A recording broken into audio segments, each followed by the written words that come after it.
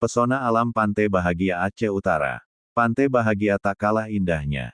Jadi tak ada salahnya jika memilih Pantai Bahagia sebagai tempat wisata atau rekreasi bersama keluarga. Aliran sungai dengan hamparan bebatuan sangat cocok dijadikan tempat berenang bersama keluarga.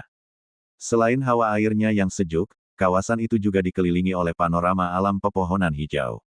Dari Kecamatan Lok Sukon ke lokasi memiliki jarak sekitar 28 km. Pengunjung bisa masuk dari sisi kanan Jalan Medan Banda Aceh, tepat 50 meter dari Jembatan Lok Sukon. Pantai Bahagia itu merupakan nama sebuah pemukiman di pedalaman Kecamatan Payabakong, Aceh Utara.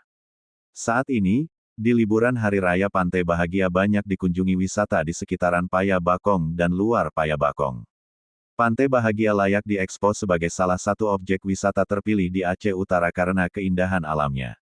Mungkin dengan keindahan alam Pantai Bahagia bisa menarik hati wisatawan luar daerah bahkan ke luar negeri, sehingga juga bisa membantu membuka lapangan kerja baru bagi penduduk setempat.